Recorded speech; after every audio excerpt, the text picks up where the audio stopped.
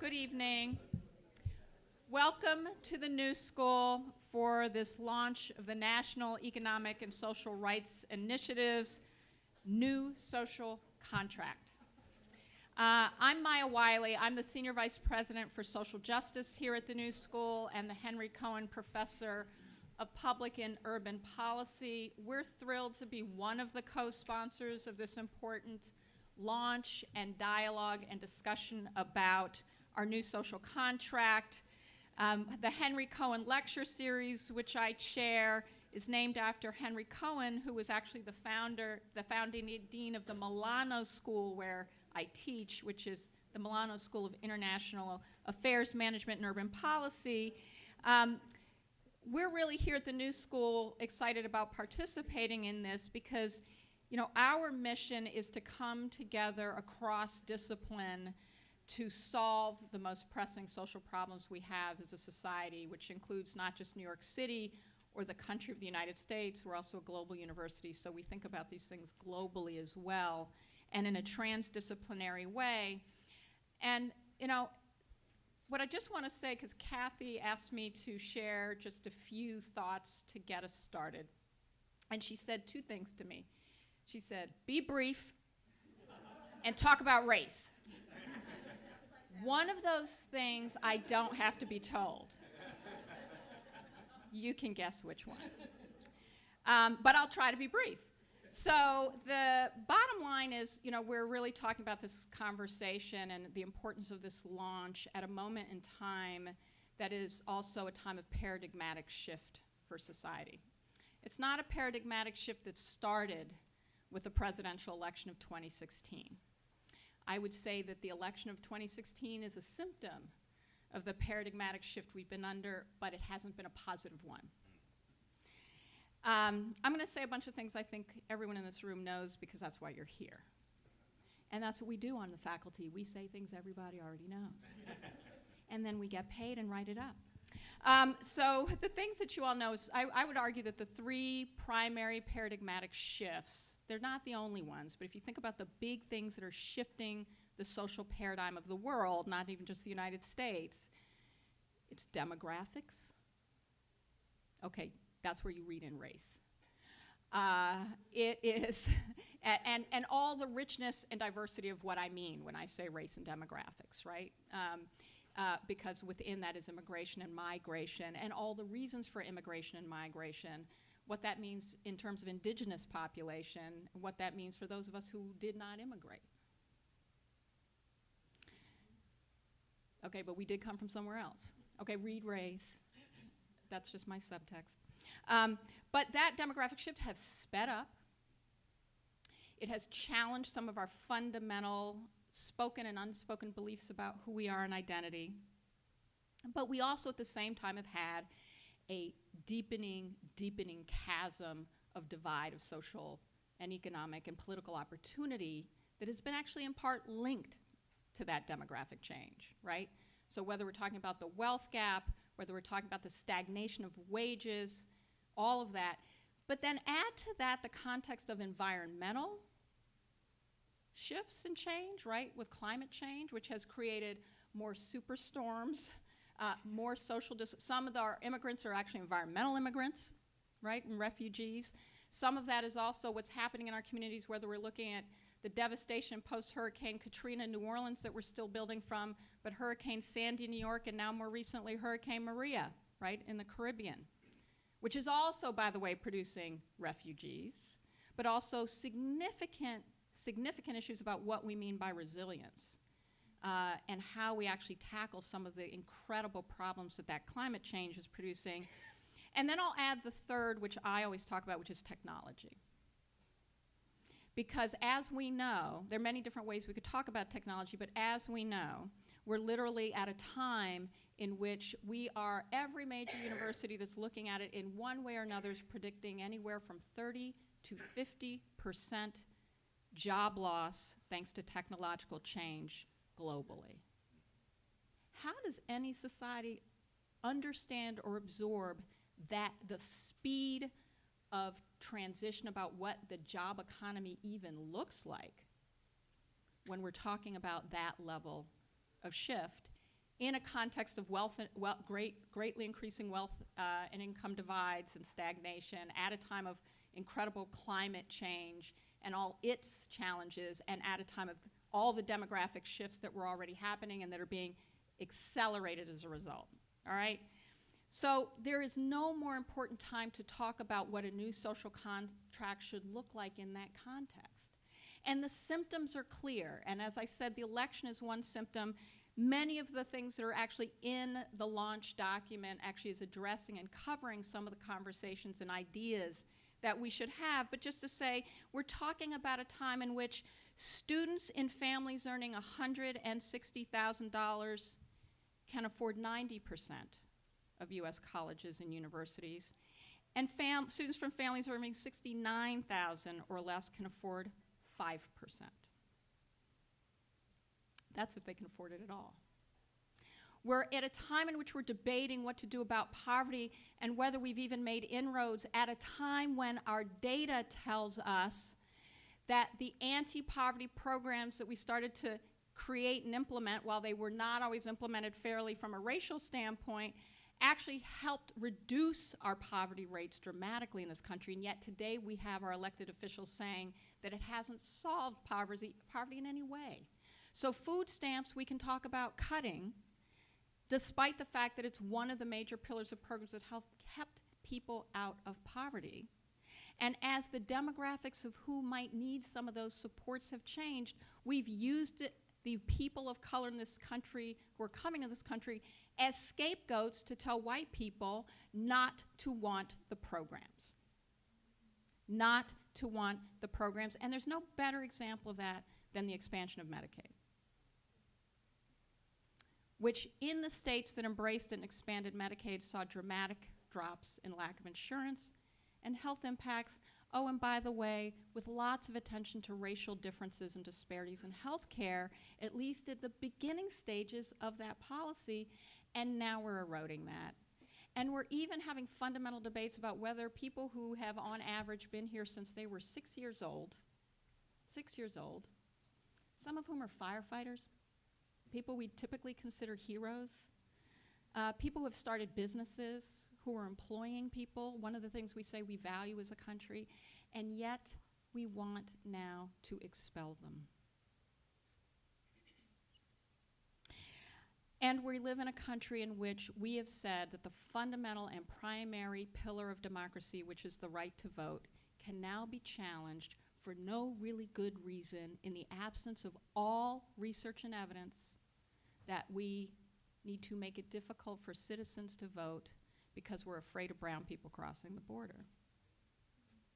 So we're making it more difficult for elderly of all races, for students, for people who live in rural areas who can't afford time off to get an ID that they might have to take a full day off of work to go get, and it implicates people of color even more dramatically. I could go on, you know I could, you know the statistics better than I do, but I also want to say, because that's so depressing, right, that it's also been one of the most incredible times in terms of how we've started to come together, support organizing. We've seen a 19% increase in people becoming activated who have never engaged in these issues before, and for the right issues. That is substantial. And I think we've also come together because, thanks to NESRI, we're going to have this kind of conversation, which is how do we think big? How do we think across the issues? Not just as issues, but in ways in which we want to fundamentally be the drivers of creating the kind of society we believe we all should live in, given the paradigmatic shifts that will otherwise act upon us if we don't make them work for us. So I welcome you to this conversation, and I welcome Cathy Albisa, the founder and executive director of the National Economic and Social Rights Initiative.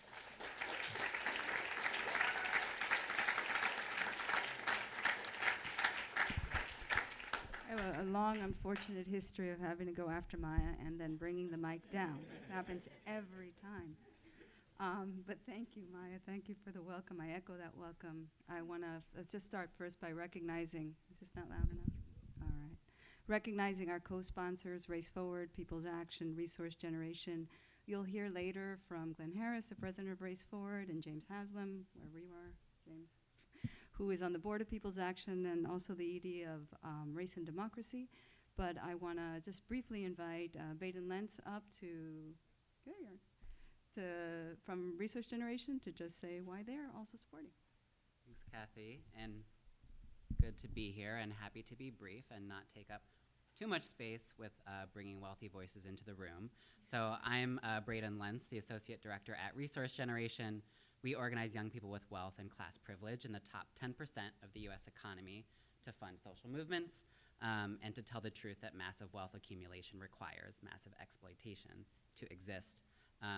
We're gonna hear more about Michael Ratner in a little bit, who's an example of a donor, leader, and organizer, one of NESRI's founding supporters who showed up, bringing all of who he was to movements. And like Michael, NESRI, and other organizations here, RG believes that solutions built by communities are what we should move with, and rather than systems built by and for only a small group of mostly wealthy white people. So the recommendations in this new social contract will help tackle that problem of the racial wealth divide, and we're proud to be sponsoring tonight. Thank you very much. And this is the first in the Michael Ratner Roundtable series that we're doing jointly here with the Henry Cohen Lecture Series. So I don't know if we, yes, no? Okay, we have a short 1-minute video.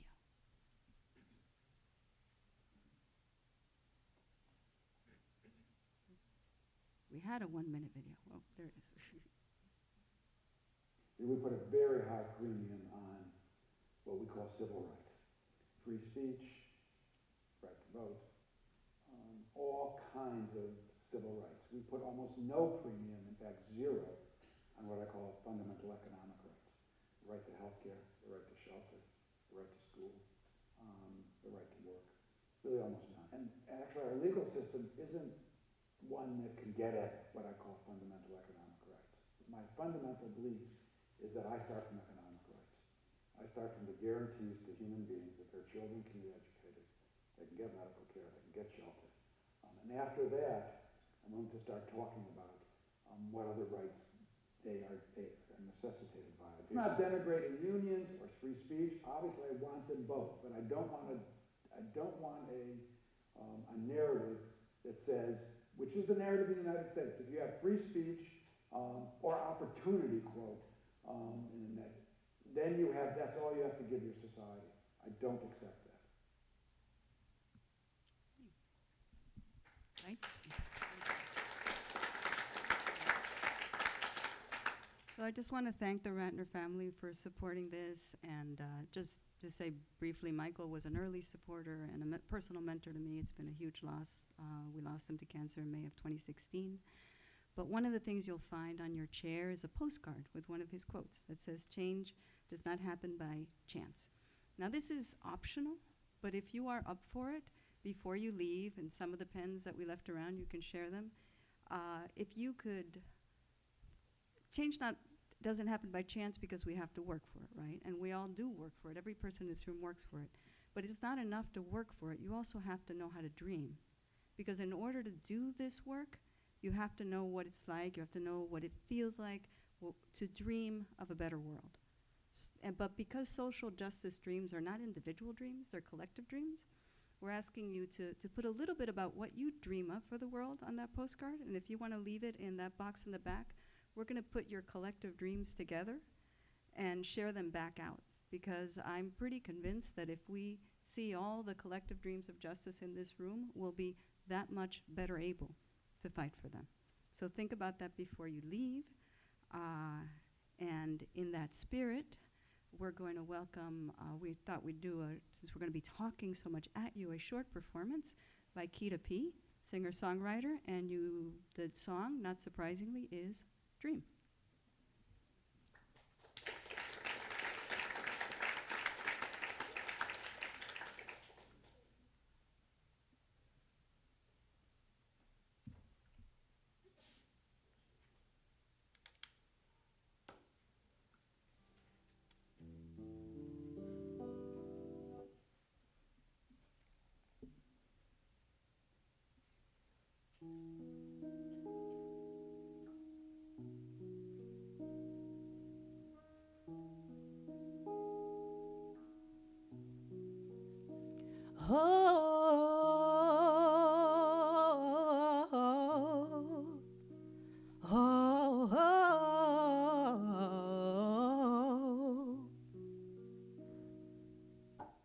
Dream of the things you'll never know.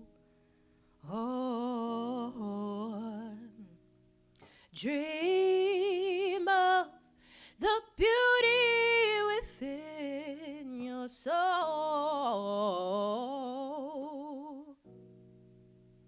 When you dream, dream slow.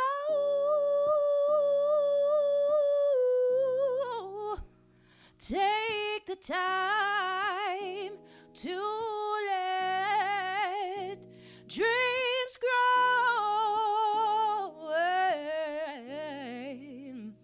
Just dream, just dream, just dream, just dream. Guarantee it will be a reality. Oh. Dream through the fears of things unknown. Oh.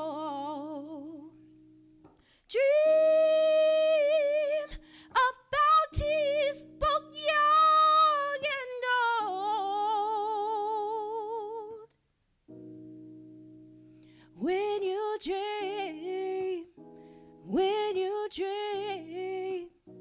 never let go.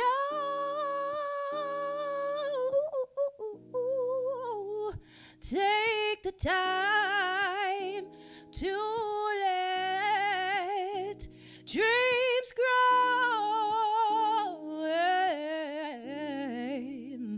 Just dream, just dream, just dream, just dream. Guarantee it will be a reality. Oh, dream not because I tell you so. Oh no. Dream because you know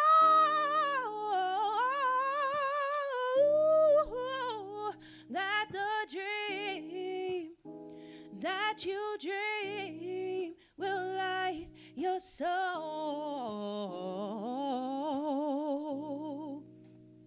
That the dream that you dream will light your soul.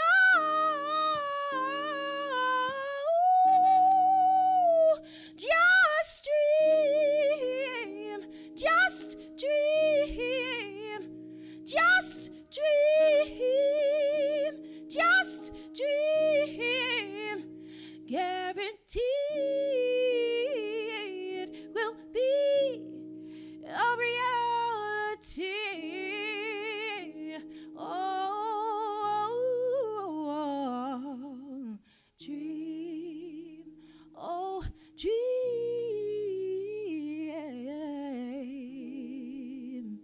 Thank you.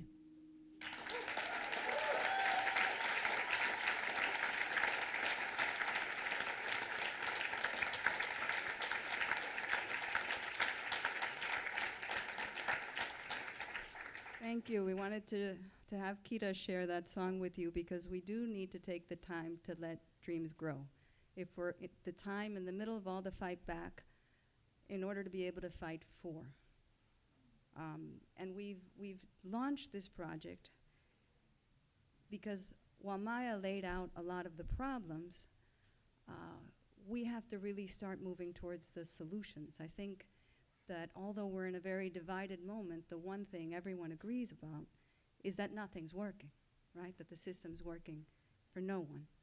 So my first question to you is, how many people here think the solutions are going to come out of Washington, right? And it's not even this administration. Okay, well, you want, we'll hear from you later.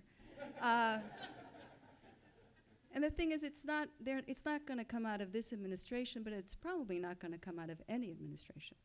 So we launched this project to sort of build the profile of all the communities that have been struggling against injustice, who in fact have been building the solutions. And we've been looking at very innovative and bold efforts, some which we've been lucky enough to work with partners, others which we're lucky enough to have as allies, in a range of areas, everything from public spending and revenue to public banking and how to transform finance, to our relationship with land and housing, which is pretty messed up right now. Greg asked me if we could use words beyond messed up, but I'm not sure, so I'm trying to be, you'll bring that into it. We look at the need to radically decriminalize and what are the alternatives, and also how to rebuild democracy and revision our labor system, which is also degraded at this moment. And what we noticed as we were pulling that report together, which you can now download online, I was supposed to carry it and I didn't. Liz, why don't you hold it up, because I forgot to bring my prop. As we were putting it together, we noticed that there were themes that connected with these seemingly disparate but interconnected strategies.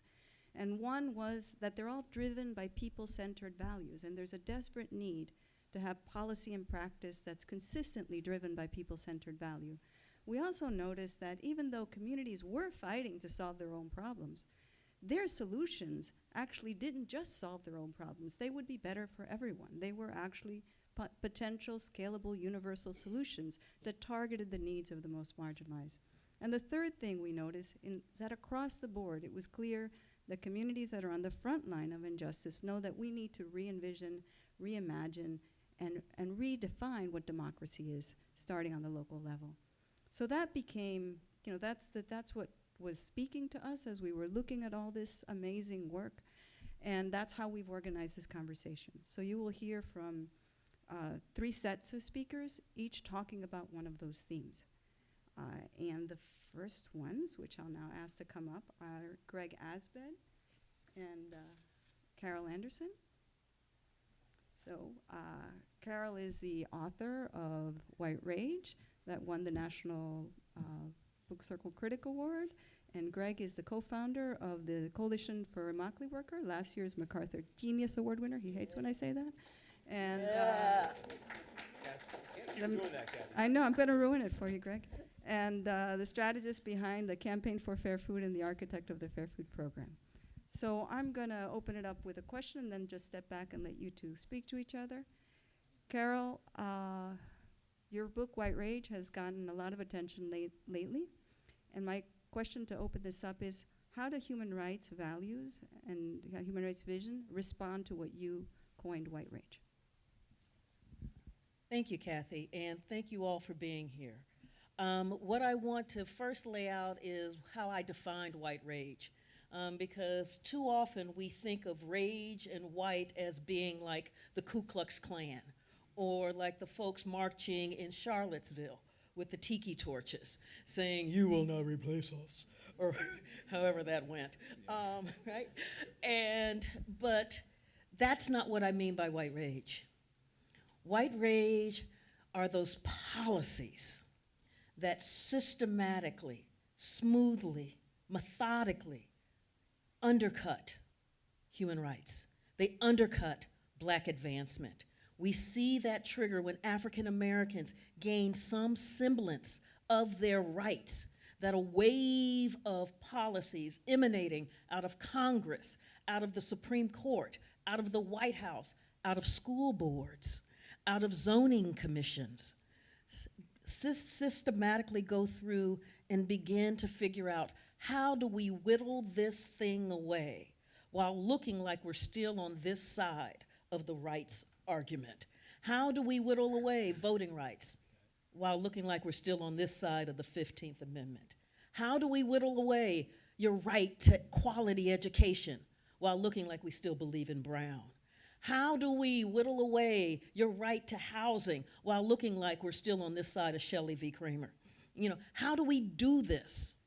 And white rage figures it out. And the debris that it leaves in its place, where it leaves broken children, it leaves broken communities, it leaves decaying housing, where we're asking people to actually live in places that are absolutely uninhabitable, where we've got lead coursing through the water. That's how white rage works. And so first, to understand that it's those policies, that the violence that we often think of is simply a mere symptom of it, but it's the way that the respectable folk allow that violence to happen and then implement those policies. And so where white rage then comes in, where the counter to that has been those communities fighting for their dignity, fighting for their humanity, fighting strategically and smartly. I mean, this is what we saw coming out of the Civil War. It's what we saw with the Great Migration. It's what we saw with Brown. It's what we saw with the Civil Rights Movement. And it's what we saw with the organizing that put Barack Obama in the White House. Those measures, that kind of work, that kind of community-based work is in fact the massive trigger for white rage. But one of the things that becomes very clear is that the community never said, dang, that's it, man, can't do nothing. But said, no, son, not today, Satan, step back. Yeah. Okay. I've lived and worked in Florida for the past 27 years of my life on this earth. And Florida is a state that is not unaccustomed to white rage. And I work in a community that is a farm worker community, a community made up mainly of people who pick fruits and vegetables for a living. Quick question, does anybody here pick fruits or vegetables for a living? Okay. That's an important question and an important fact, just to kind of keep in the back of your mind for a little bit.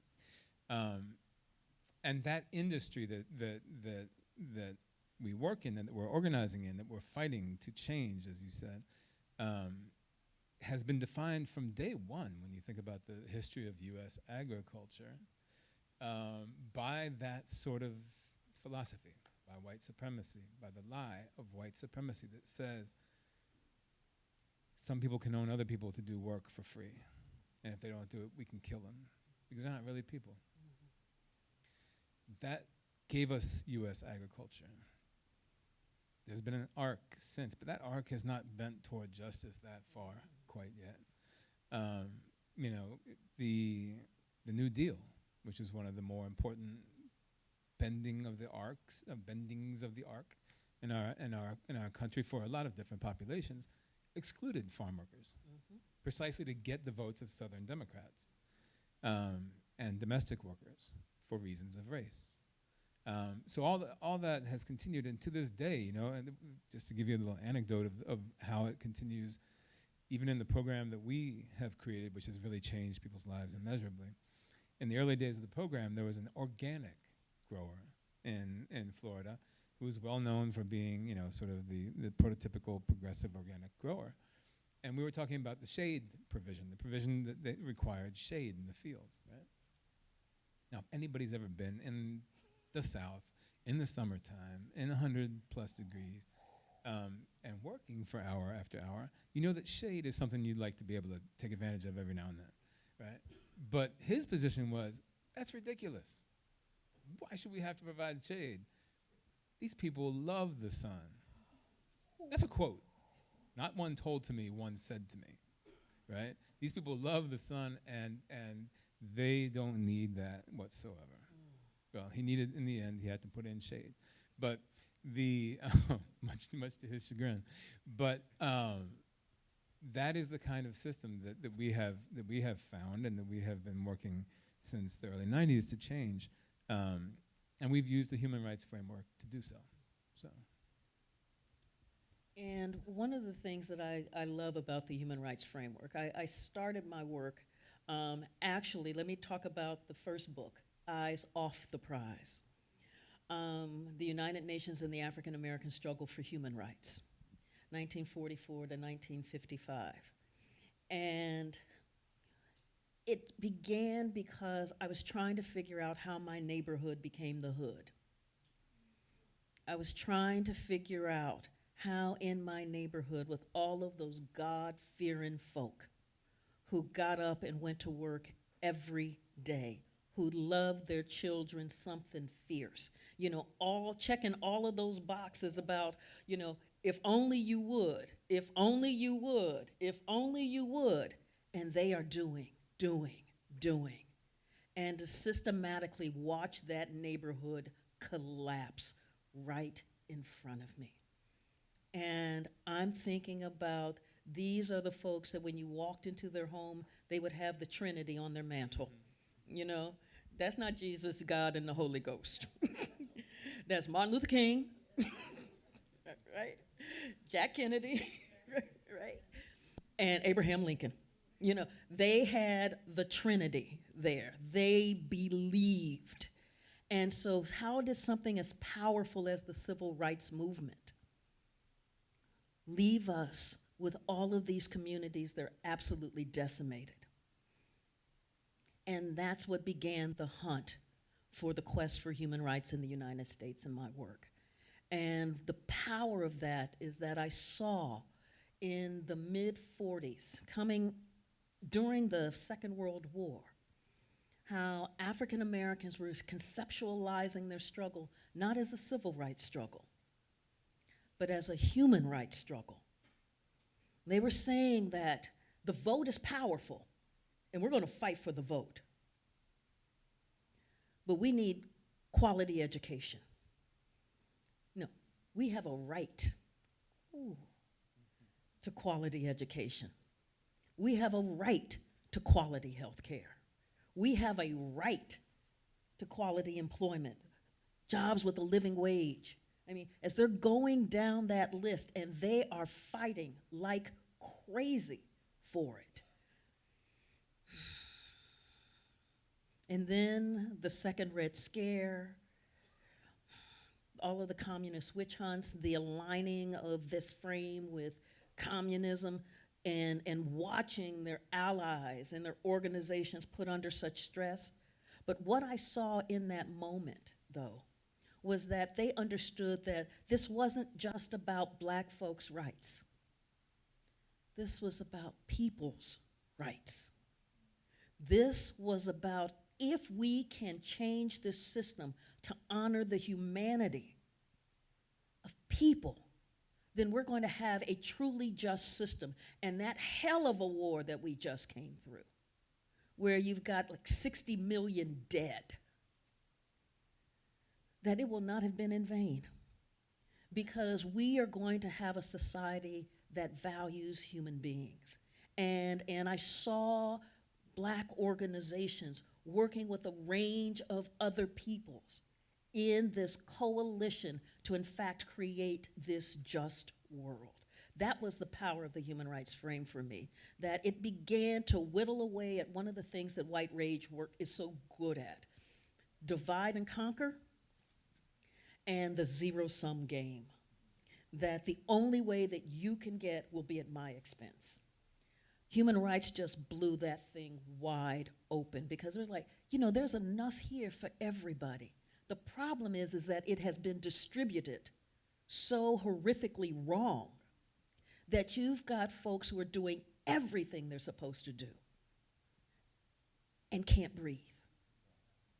Yeah. Yeah, I mean, you touched on it, that the community itself feels the power of human rights, and that was certainly the case in our case, right? You know, the community that makes up Immokalee is, you know, equal parts Guatemalan, Haitian, Mexican, indigenous from Guatemala and Mexico, all places where they have been leading struggles for years with incredible strategies and techniques for organizing and for fighting far harder opponents, far more vicious opponents than we often do here. And so they have always seen their fights in terms of human rights, in terms of fundamental human right to live, you know. And so when we started organizing, that was what came out of the community. But then the interesting thing is that we had to find a way to translate that to the rest of the world, because we knew that as farm workers, we could organize all day long, and our power was limited. There was not, when you are as poor as farm workers are, you can't do what workers generally do or used to do to have power at the workplaces, withhold your labor. When you are so poor that you withhold your labor and you have to go back to work within 4 or 5 days, you find out that leash is not long enough for you to be able to bite the person you're trying to bite. You get yanked back and you go back to work, and the whole thing loses force. We did that several times ourselves down there. So we realized that there was another path we had to find. We found we had to build power. We analyzed and we saw the different sources of power that were making farm workers poor, right? And we can get into that maybe in a little bit, but the main issue at this point is that we needed to build power that the community itself didn't have. So we had to communicate this situation with others. We had to find who had the power that we could harness in order to make the change we wanted to make. And that's what's beautiful about the human rights framework too, which is that it doesn't really it's not aimed at the head. It's not aimed at conscious sort of intellectualism. It's aimed at the gut when you think about human rights. You think about, you mentioned it, the war, the decade of the 40s was the most violent, most evil decade in modern history. I mean, just pure, unadulterated evil. And it was like an orgy of just death. And it sounds kind of weird to put it in those terms, but that's what it was. People, whether it was Hiroshima or the Holocaust or just people fighting, people died by the millions. And so that woke us up as a people, and when that nightmare ended, out of it came the UN Universal Declaration on Human Rights, which was essentially a catalog of all the evil stuff people do. I didn't say the word I was going to say, evil stuff people do to others, and flipped it on its head and said, this is what you shall not do in the future, ever again, right? And so that, it's all based on this visceral reaction we have when we see these things happen. And so we were able to actually tap into that. And what we do, if I got a second, yeah. So a lot of times when I'm talking to a new audience, an audience that's new to the question of farm labor, or to the countryside for that matter, which is kind of why I asked how many people work in the field. I asked them to do a thought experiment with me, just a couple minutes, right? So put yourselves in your minds on a country road with farms on either side, right? And you're driving, and everybody's been at some point out there. I know this is New York City, but I know everybody's been on a country road at some point in their lives. And there's farms on both sides, and then you roll up and there's a farm stand with all this beautiful fruit and vegetables picked straight from the field, right? And you like to eat that sort of stuff, so you roll in, you park, and you get out, and you can't believe what you're seeing. It smells beautiful, it's colorful, most perfect watermelon, peaches you just want to eat before you pay for them. And so you fill your bags and you go to the cash register, and the person there is very nice, and they're ringing you up. And as it's going on, you're thinking about how much longer you got before you got to eat that food. And just as they're about to finish ringing you up, a horrible scream comes from just behind the cash register in the field where the stuff came from. And you look up over the cashier's shoulder and you see a woman being sexually assaulted by her boss in the back of a truck. In the field where your food that you're about to buy comes from. And then as you're looking at the field, you realize there's another guy on the other corner who's being beaten. He's trying to shield himself. He's being beaten and kicked by his boss because he stopped to drink water at work instead of working. And at that point, the cashier turns to you and says, "That'll be $21.75. Big smile. What would you do? Would anybody finish that purchase? Would anybody take their money out of their pocket and finish that purchase? No, right? That's the power of human rights. You can strip everything else away, strip the distance between people and where food comes from, strip all the thing about what kind of person is it that's getting sexually assaulted in the truck. Take that out of the equation, right? Take all those things away and just strip it down to that violence to that essence of violence is something that we all, through empathy, can't accept. And there you touch people in the gut. And when you do that, then you have access to their minds. And then you can bring analysis and everything else in and help figure out how they can lend you their power, and we can work together to fight power with power and change the conditions that come out of all that. As you know, Greg, I went on a couple of the protest marches down in Florida with the Coalition of Immokalee Workers. And wow, and to be there in that moment. So we're marching, and we're marching against a grocery store that didn't care that, you know, when the atrocities that are happening in the field were brought to them, they were like, what do we care if there are atrocities? It's not our business. And we're like, no, son, not today. Not today. And in that group marching, and I was marching alongside Cathy, I'm looking up, and for me, it looks like humanity. I'm seeing black folk and brown folk and white folk and Asian folk. I'm seeing folk. And we are marching.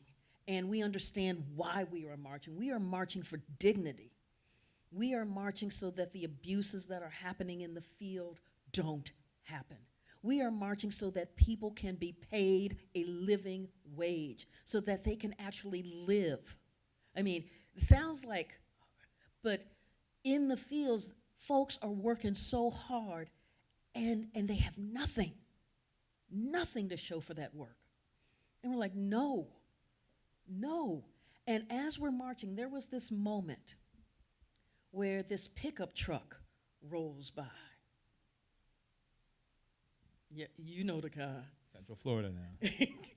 And starts yelling that we need to go back where we came from, and they want their country and what the heck doggone ever.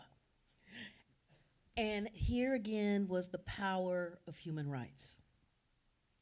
Two things emerged from that just I went, wow. One is I saw a resilience in that group, because as they were yelling, go back to where you came from, everybody there was none of that kind of division about who was an immigrant or who was an American or any of that.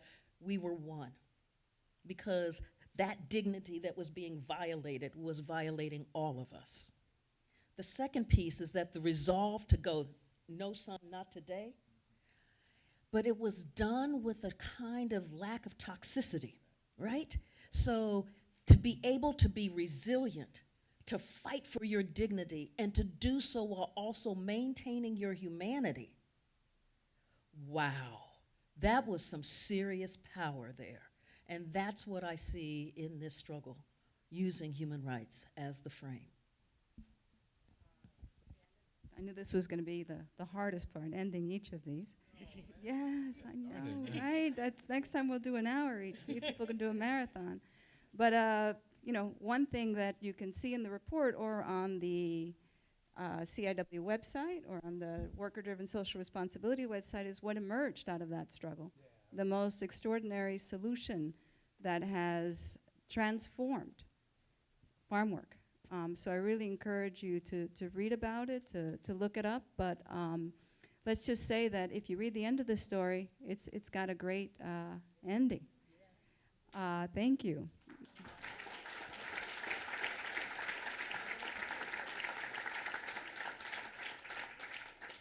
I forgot, because I seem to have forgotten everything today, that we actually have this thing called a hashtag.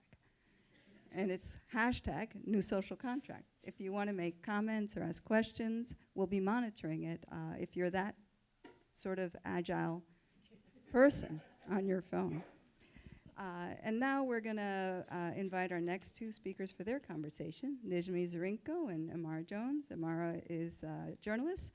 She is with the last SIP, and Nijmie organizes in Pennsylvania. She is a co-founder of Put People First Pennsylvania, which is the anchor for the Poor People's Campaign in the state.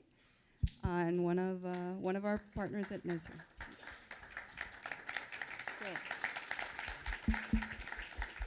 So Nijmie, I'm going to give the opening question to you. You have worked both in a very targeted way on racial justice in the school to prison pipeline work that you did in Philadelphia with the Philadelphia Student Union, which in fact was associated with our Dignity in Schools campaign, and you started the Racial Justice Action Work Group at Roadmap. But you're also as deeply committed to multiracial organizing and reaching out to poor white constituents in Pennsylvania and unifying urban and rural constituents. So given that, the question is, do those strategies ever overlap, intersect? Is there a relationship? And how does that inform your thinking about this notion that John Powell coined of targeted universalism that we mentioned earlier? Great, thank you, Cathy.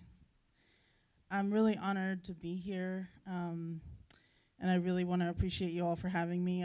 It's a very intense time for me, both personally and also politically, with the Poor People's Campaign that launched recently in over 30 states around the country, and there's 40 total states participating in it. So it's a very significant time, and it's a very intense time. So I just want to say thank you, and I hope I have something to offer to you all tonight. So I guess to answer your question, I'll say I'm a revolutionary. And so I think that to that end, I'm really committed to building strategic power. And so sometimes when you're a revolutionary, I don't think it's always about being the most radical or saying the thing that seems the most radical or the most sort of out there. It's actually about making strategic choices about how do we build power, like the folks we're just listening to, the amazing leaders we just listened to change the situations that we face. And before we started this, Imara and I were just talking about, Imara was telling me how, there's buildings in this city, new buildings in this city, that are 60% unoccupied, right? And we have, I don't know how many people I passed by sleeping on the street just to get here. And so in that way, I think the human rights framework is a revolutionary framework, because it's actually revolutionary to claim our rights to the basic necessities of life, especially at a time when we see that the future of work and labor is such that we will not have the means to purchase those basic necessities of life. And so the basic question that confronts us all as a species is, how are we going to let this thing go down? Right? And so getting ourselves in the mindset and the heart set to be able to face those questions, I think is the real work. And for that reason, it's not a contradiction. We need all communities working internally and working across each other to be able to face and confront, what we have coming our way.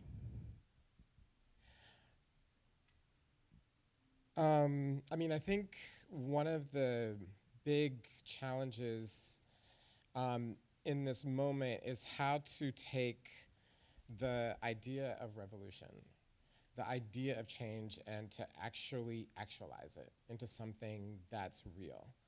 And a lot of the ideas that are being put forth as bold, such as college for everyone, that's not bold, right? You're essentially figuring out a new way to finance the same system for more people that still has unequal incomes coming in and most likely unequal outcomes going out, right? It's not revolutionary. And a lot of the ideas that we have are not adequate to the scale of the problem. And I think that that's one of the things that's really exciting about this project, is that it gets us to think about problems that can be equal to the scale of the problem. That if we add them all up, that they actually will lead to a society that looks radically different. That's what we have to have. And one of the things that Cathy just talked about was the idea of targeted universalism. And for everyone who isn't familiar, I wasn't familiar with it a year ago, and I like to think that I've read a few things. The idea of targeted universalism is that you set universal goals, universal standards, you want universal outcomes, but you have various ways to get to them. And so how does that differ from what we have now? Well, we have either targeted programs or programs that we say are universal. So, for example, a program that is a targeted program could be, for example, certain affirmative action programs. And we know that those have been politically vulnerable because they can be too readily identified with a certain group of people. That certain group of people using American history American history can be weaponized against those group of people, as we saw in the last election, and the programs then begin targeted for removal. Or they're universal, such as Social Security, or they're labeled as universal, but the problem with universal programs is, one, they're not necessarily universal. So Social Security isn't necessarily for all workers, right? It is for the majority of workers that are in a certain type of work, but they're not for all workers. So domestics for a long time, that's one example. So how do we come up with new solutions that take kind of the goals of these two buckets and puts them together into something new that's targeted universalism? And I think that one of the important things that we all have to think about as we're beginning to think about the policies that we want to advocate is the fact that we have to, actually I heard in an interview that I did with Cathy here at the New School, Mia Charlene White, who teaches here, said something that was very powerful. We have to have ideas that allow us to hold contradictions.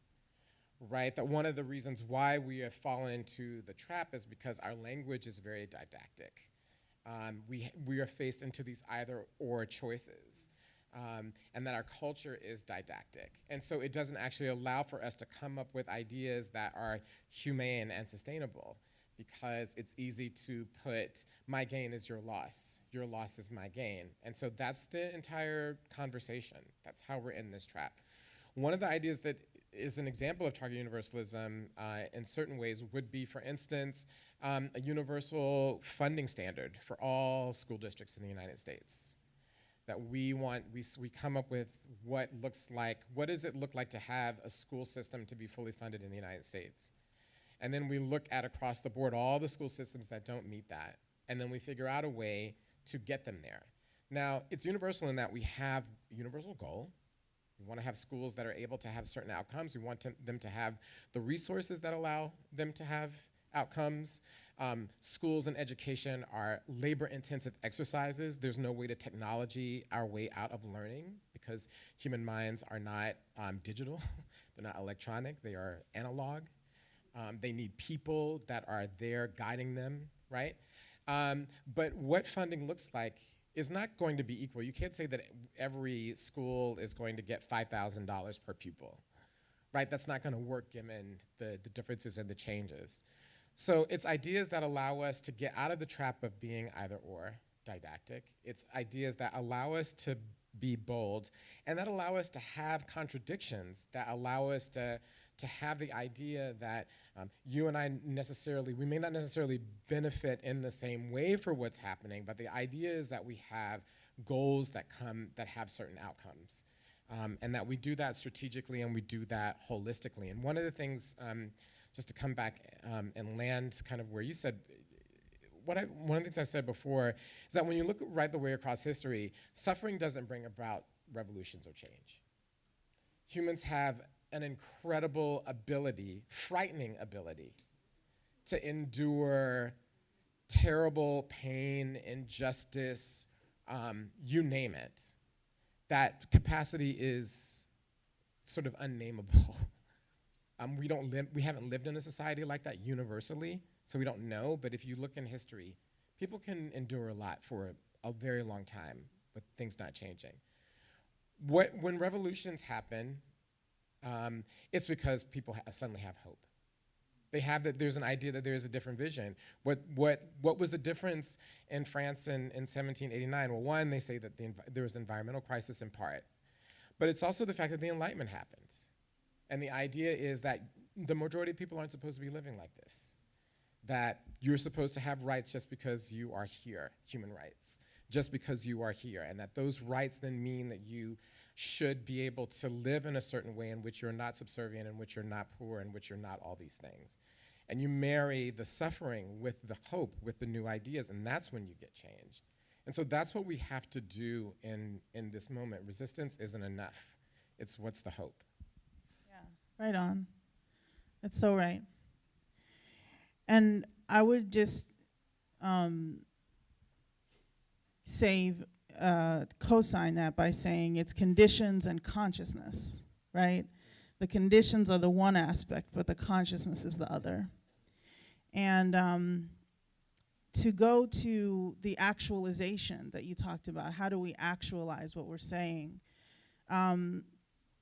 So my organization in Pennsylvania, Put People First PA, is a statewide, grassroots, multiracial organization of poor and working people, that set out to do an impossible task, which is to organize the state of Pennsylvania across color lines to win healthcare as a human right. There's a lot there.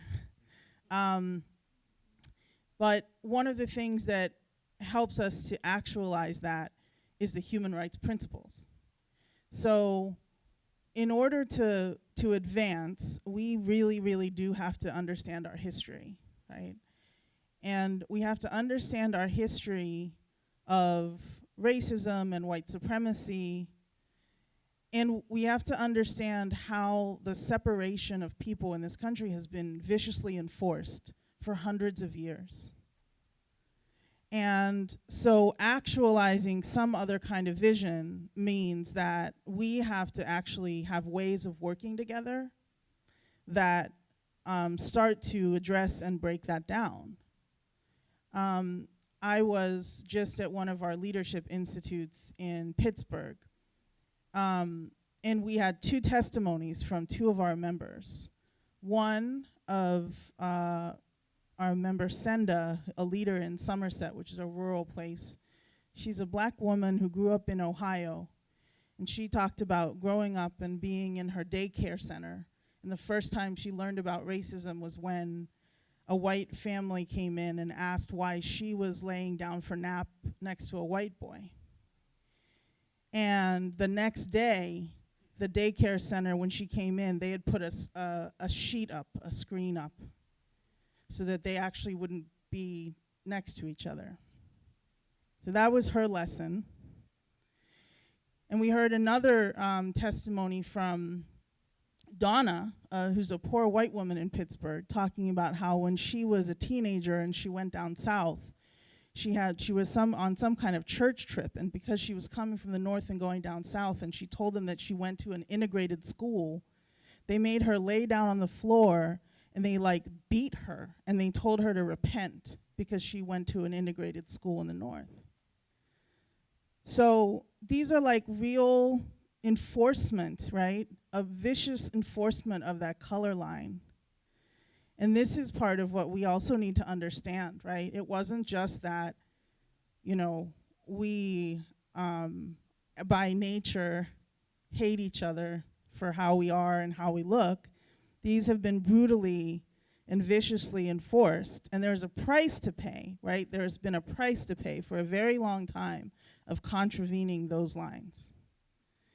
And so what the human rights framework does with the principles of universality, everybody in, nobody out, right? That forces us, when we have folks, to really they have to face, what does everybody in really mean? And everybody in means that you may have to think about that from the vantage point of folks you may never have interacted with before. But if you're in and you believe everybody in, then that's everybody with no exceptions, right? And equity is about everyone puts in what they can and gets what they need, which means that not everyone has the same needs. Not everyone is coming with the same things to put in, right? So equity, that's targeted universalism, is equity. It's not about being equal. It's about people actually getting what they need. Transparency, accountability, and participation. So these are the principles that we use. And so that's part of the consciousness of developing, like, how do we imagine what a new society could look like and what new systems could look like? Well, they've got to have principles. It's not enough to just say everybody in, nobody out, without equity, without transparency, accountability, and participation. One of the things that you kind of, or that occurred to me was you were speaking about is stories. And the power of stories in terms of connecting empathy, right? I'm gonna do a shameless plug. I have a television show. It's called The Last Sip. It's a weekly news show that is predicated on a lot of the ideas that we're talking about, that the solutions come from historically marginalized communities. And one of the reasons why I feel so passionately about it, and why I feel passionately about these things in general, is the fact that story is it. Who controls the story, who controls the narrative, controls who and what's as important, period. It's really pretty straightforward. There's actually a book called Homo Sapiens, and one of the ideas embedded in it is that humans have no natural comparative advantage in the wild. There's nothing special about us, right? The only thing that we have, and at the times in histories when humans broke out, right, a couple 100,000 years ago, was at the same time that we developed language. And one of the things that language does is that it allows us to tell a story about ourselves that allows us to act in concert in major ways, right? I can get on a plane and I can fly to Alaska. It's 12 hours away. And when I land in Alaska, I can interact with the people there, mostly, along some defined ways. How can I do that? I can do that because we basically, we tell ourselves that we're part of the same story, right? We're part of the same people. I've never met them. I don't know what their way of life is, but we have a story about how we are and how we've become. And one of the most important things in all of this within the idea of human rights, because one of the problems, right, is that not everyone is viewed as human. Human beings don't view all human beings as human. It's one of the reasons why a black man, if he reaches for his cell phone, it's deemed to be threatening. He's shot to death. A white man can walk into a school, murder 20 people, and be taken alive. The story about who they are is totally different. So one of the things that we have to do in terms of getting to the idea so that we can get to the policies, so that we can explain what targeted universalism is, so that we can talk about the ways in which our human rights connect us, is the fact that we are part of the same story. So what's that story? And that story now has to be more expansive. It has to include not only beyond race, it has to be on gender. Harvey Weinstein's supposedly turning himself in tomorrow. It has to be on issues of LGBTQ people, because one of the things that happens is that systems of oppression don't work fragmented. Systems of oppression work in concerts. And so therefore our solutions, the stories that we tell ourselves, et cetera, we have to be as big and as implacable and as patient as systems of oppression, because they are all those things. And they're really good at telling a story that allows them to continue. We're gonna Yes. And I think one of the most hopeful things, just to end on a hopeful note, is the fusion intersectional work being done by the Poor People's Campaign to really hone in and say these things are all connected. They cannot be separated, and they have to be addressed together. And so, thank you. Thank you.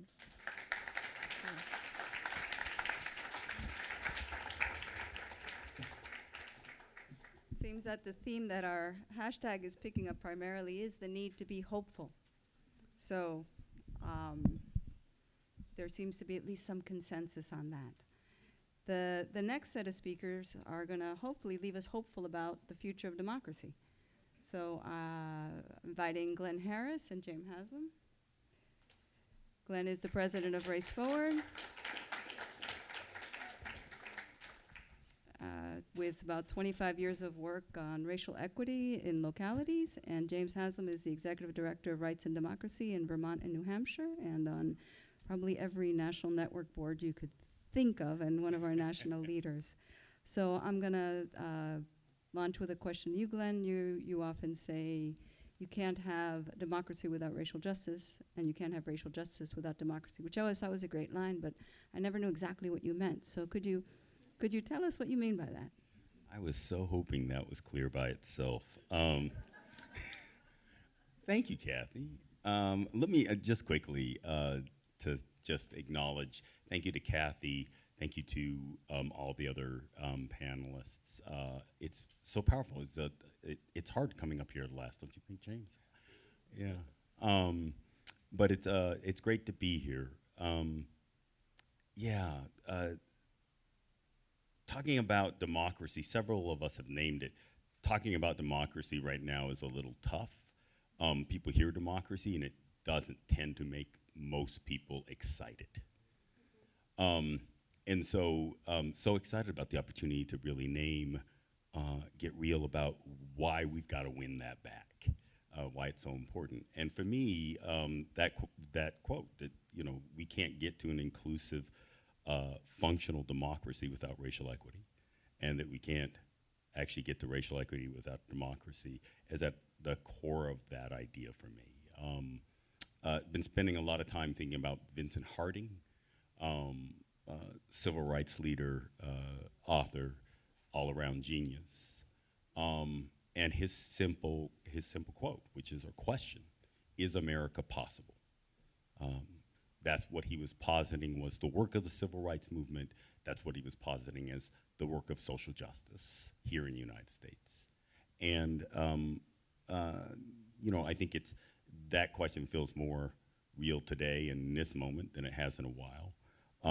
But as profound as this moment it is, the reality is that this question in this moment has cropped up every 60 or 70 years for us in this country like clockwork. Right? We jump back 60 years, we got the civil rights movement. We jump back 60, 70 years before that, we're in the period of Reconstruction.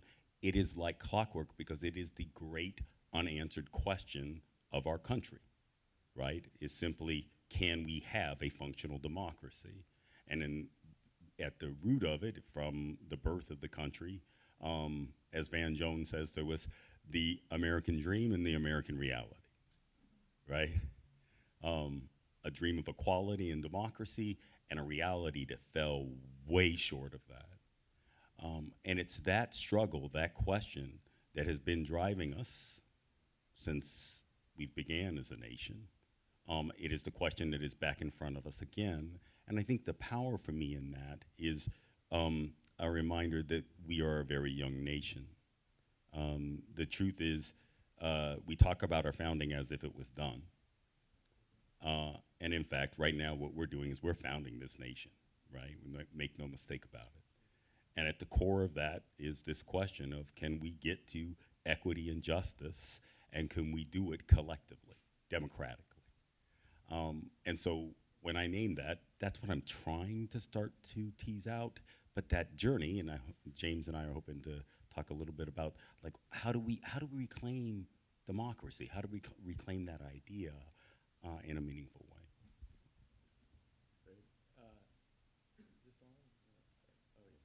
You hear me? No? Okay. Sure. I guess. Good evening, everybody. It's great to be here. Really, truly an honor, and to be here with Glenn and all the incredible speakers and organizations that have put this together.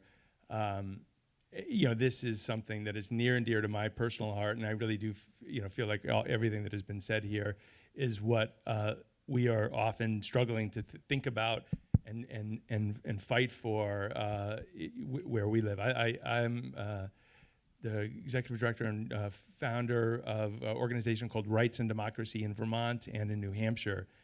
And, it's called Rights and Democracy for exactly this reason. We think that In many ways, as Nijmie was saying, is, we really should think of ourselves, and as was just saying, is, this is a human experiment of us trying to get it right. The American Revolutionary War isn't over. We are revolutionaries if we really want to have a democracy. We think of it as, very much that you can't have a democracy without racial justice and vice versa. But you can't have, really any kind of justice without democracy, and you can't have democracy without human rights. We see, they're all fundamentally connected. As we were talking about with the last speakers, the systems of oppression are absolutely connected, and also the systems of rights and democracy cannot be divided. Partly, one thing that is someone who's been working on human rights now for a little over a decade, using the human rights framework, people often think of human rights as something that is a kind of a legal term, or if they know about the Universal Declaration. And as an organizer, we think of it as things that we fight for. We win them. They're power struggles. They're power struggles for dignity and for respect, and ultimately for love and the values of our communities against the systems of greed and the people who are benefiting tremendously at everyone else's expense. And so we think of democracy in the same way, that it's something that we can come together and we can fight for and we can claim.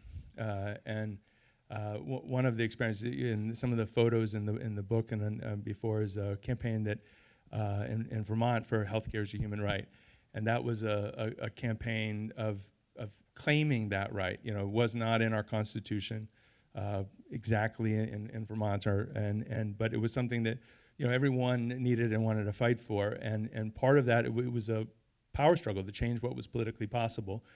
We passed a groundbreaking law. We saw how it was interconnected to many other rights. In fact, when we passed the bill, right at the end, they excluded undocumented immigrants from the bill. And so partly we ended up having a very quick 5-day campaign with the beginnings of a new farm worker organization, Migrant Justice in Vermont, to get this amendment stripped out of the bill.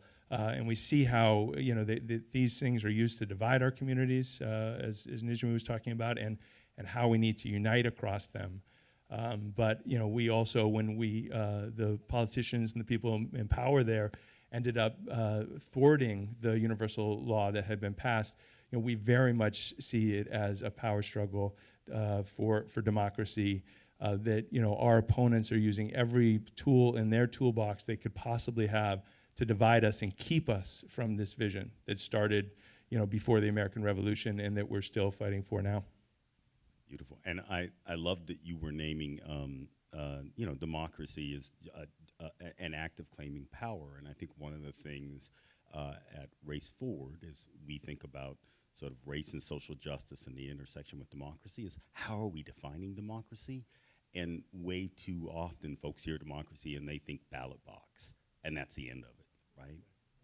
And we really have to expand our notion of what democracy means and to think about what it means to democratize not just government, but our institutions across the board, right?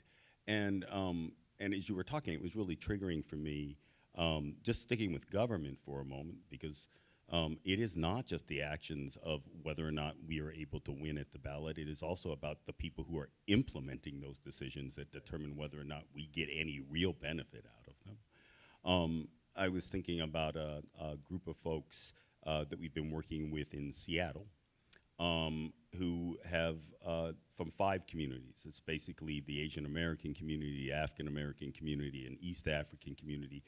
One neighborhood that's fairly multiracial, right?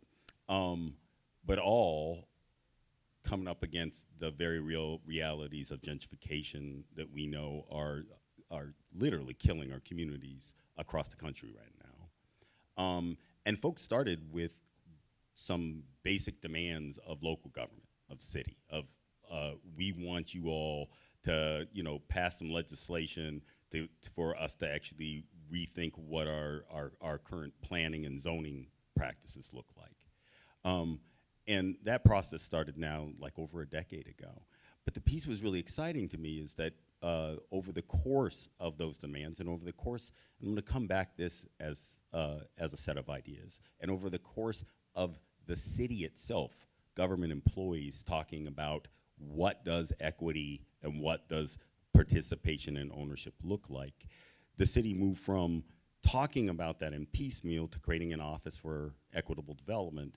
And this past year, the city set aside $16 million for investments in those communities that were most impacted by, and let's get real, $60 million is not a lot of money, but to at least as seed funding for folks to actually think about what it meant to have ownership of and be able to stay in their communities. And at the beginning of this year, the community and the city went one step further, which was those very neighborhoods should be the folks who decide what to do with that money. That is democracy in action. It is not simply do we get to make a choice about what we get, but we get to decide what we, personally, what we actually want to do with it in terms of how it's determining the impacts of our lives. So I think in that way, we have to continue to deepen this idea of what democracy means and what ownership of our institutions mean as we're thinking about how we move forward. It's great. You know, one of the things I like about the framing of this new social contract is that, again, it doesn't drop down on the sky for these are the solutions. They are solutions that come out of our communities, because democracy is something that it means that people that are impacted by decisions have a say in them. So you can't drop them down on people. They have to be part of it, as Glenn is saying. And one of the big pieces that we tried in Vermont that was a very interesting kind of experiment in reimagining democracies, we were starting a campaign for a people's budget. We thought that the state budget, the way that it happened, it impacted our lives, our families' lives, our communities in so many dramatic ways, and yet it really was not part of democracy other than having a choice every 2 years to vote for people that will make these decisions. And even then, a lot of the people that we were voting for, when they came in, they were really kind of nibbling around the edges of a lot of the major decisions that were about the fundamental things around education and healthcare and the things that our communities need. And the fascinating thing about this, and I really liked Maya's opening remarks framing it in this context, is when we started this campaign for a people's budget, right when we were launching it, we got smacked with, it was called Tropical Storm Irene. And we were just about to go out and do a whole bunch of community needs assessments in our communities. And the irony was that about 30% of the state was in total crisis. And so thinking about human rights and democracy, I think right now, as we go through this ecological transformation, having resilient communities where people can make decisions that impact them is more important now than ever. And it was fascinating to be thinking about these big picture questions around, people's budget and the needs of our communities and meeting the needs of our communities in this area of crisis, like Hurricane Sandy here. In some respects, we saw glimpses of our values of our community in action. We didn't think twice about going and making sure that everyone who had been affected by this had a safe place to be housed, to have food, to have access to clean water, and so on. And our community rallied around that. And then we kind of went back afterwards, after things were cleaned up, to the old way, where we didn't, pass people on the street that don't have any housing. And so, partly, that is making our institutions really kind of be the hubs of those values. And that's where it was the idea with a people's budget. So it wasn't just kind of regurgitating year after year what we were doing and then having an austerity fight about what's going to be cut. It would be going out to our communities, doing needs assessments, finding out what people needed to have in their communities, what the priorities were, having principles, as was talked about, guide that budget. And we actually still have in writing, we haven't operationalized it yet, human rights principles in the Vermont statute for what the budget should be operating under. And that's part of kind of reimagining what is possible with democracy. I love this idea of thinking of our institutions of hubs of our values. can you imagine that? And if that were true, and it triggers for me, I wanted to come back to this about the importance of government employees. Some government employees get more love than others. So if I say teachers, people are like, right on, right? If I say your average bureaucrat, not so much. But the reality is that, especially for us at the local level, government is, 1 in 6 people in the United States are employed by government. Government is the single largest employer of communities of color. It is the single largest employer of communities of color at living wage jobs. The reality is that if you want to find the one sector that looks most like our country, if we were just talking about diversity, it would be government. The overwhelming majority of people in government, especially at the local level, share our values. They represent a great untapped resource for us as we think about what does it mean to make democracy real. And I think in that way, one of the pieces that we've really leaned into with we have a project called the Government Alliance on Race and Equity, is really trying to engage local government and its local government employees and thinking about what is their role in promoting democracy, real democracy, and promoting and holding equity. I just wanted to name, there's a lot of things that we've won, us lovers of justice have won, that fall real short in their implementation. But all of those require for us to really think about how do we embed community decision-making into the implementation practices of our local government, and how do we actually empower the folks inside government, not elected officials, who many would be happy to see us do that tomorrow, to help actually bring their leadership to the forefront and thinking about what the implementation of local democracy looks like. So I think in that way, it's just really critical that we continue to think about how we can get creative about redefining what democracy looks like for us locally, and the ways in which we can translate that into meaningful power and meaningful resources for community.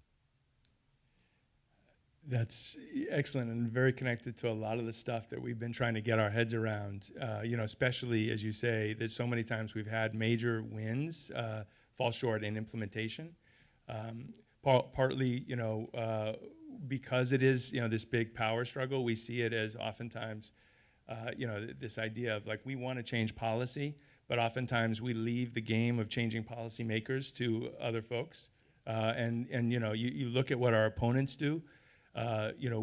We essentially think we need to do everything that they're doing, just the opposite for like the light side of the force. And they have very sophisticated strategies to unelect people that are champions of the things we care about and to put in their folks. And so a lot of the effort that Rights and Democracy's kind of sibling C4 organization is thinking about is like, how do we have people that actually represent our communities be the people in those policymaking situations, and how do we make it so that the movements don't just sort of rally outside the building, but people that are making the policy are actually reflecting and representing the movement when they're making it, and we can have that kind of accountability as part of the democracy we're fighting for. I love, and the beauty in where you just ended, James, is that we heard it all. Multiple examples tonight that the solutions we're looking for, we already have them. We just need to get them to scale. And I think in that way, this just wanting to name this reality that local is national, and we've confused it for way too long. We've named it inverted. And just so excited to have the opportunity to share stage and hear about some of your great work. Thank you all. We need to stop Thank now. you, Cathy. Thank you. We need to run.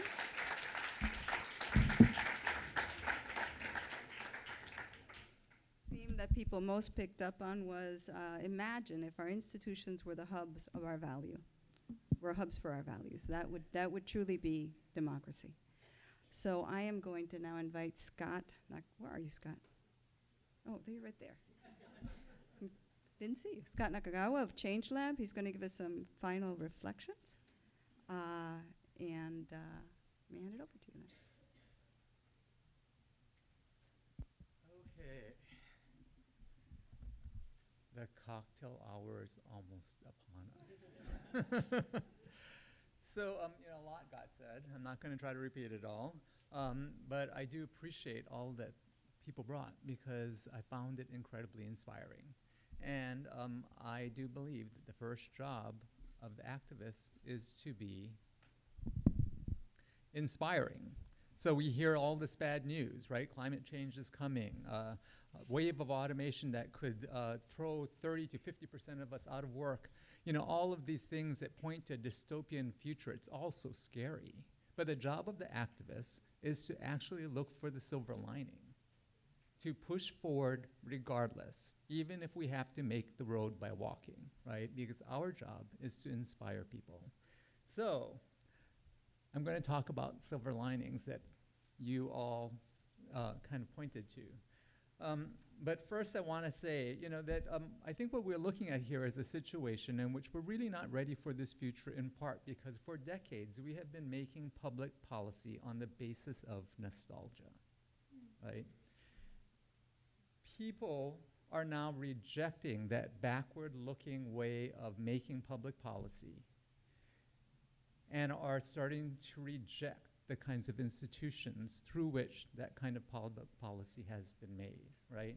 There's an opinion piece in the New York Times right now, David Adler, where he looks at liberal democracies around the world, a big sample of them, and arrives at the conclusion that the group least supportive of democracy and civil rights are centrists, right? Lots of people are surprised by that, but is it really surprising, right? It's not surprising at all. When you think about our own history, for example, right? We had a civil rights movement. Up until that time, most white Southerners were Democrats. They believed in and wanted their unions. They had public benefits programs that they believed in and they wanted. All of a sudden, the door was open to others, and they decided they would give it away instead of sharing it. And they have continued to do that. And we see that happening all over the world now in places like Holland and Poland and Hungary and Great Britain.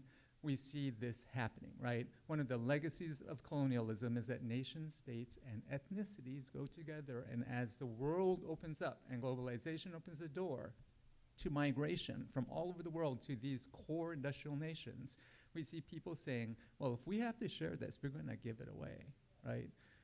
The thing is, though, that phenomenon that we are witnessing is an opportunity, right? It's an opportunity because the people on the edges, who, however we may define democracy, right and left, are actually wanting something quite different. And that rejection of the center opens the door for us to walk through into the future. So we heard from a bunch of people who are conjuring up visions of that future, right? All of these little experiments in democracy, in economic development, and community building, these things that we are witnessing now, that people talked about, these are all centers of hope and opportunity.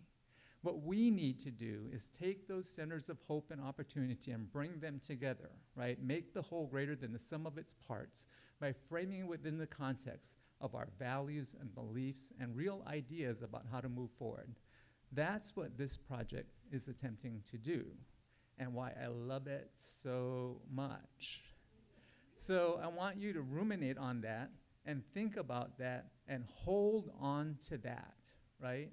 Because the future in front of us is one that may be full of peril, but for every bit of danger we face, there is also opportunity. We live in a time, right here in the United States, where something is happening that no nation on earth has ever survived. The core group, the ethnicity upon which this nation was founded, is losing the majority, right? When that happens, typically nations fail. So we have no templates to look forward to, look back to. But what we do have are prophets And we just heard from some of them. And that's what we need, right? We're really good at criticism. I'm really good at criticism. I criticize everything. But we are in a time when we need prophets. We need to start to reach for the future boldly and recognize that we can't rely on templates of the past, but we have to invent the future that we want. So, are we ready to do that? Yes? Okay. So I want to thank everybody who spoke and Cathy for this opportunity and remind you should read that.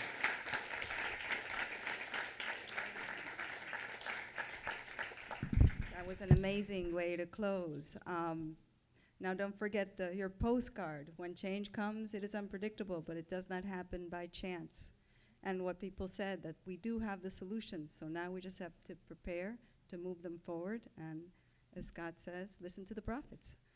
I want to thank everyone who came to help us launch our report and our project and all the speakers.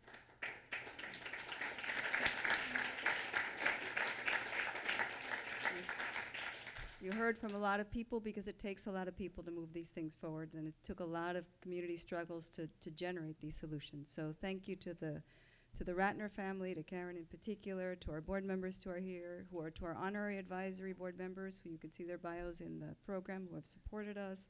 To the new school, thank you, Maya Wiley. Thank you, Lisette Sarajevo. Thank you, Nora Swiley, who with Lisette organized all the logistics around this. And thank you to the NESRI staff, and mostly thank you to all of you.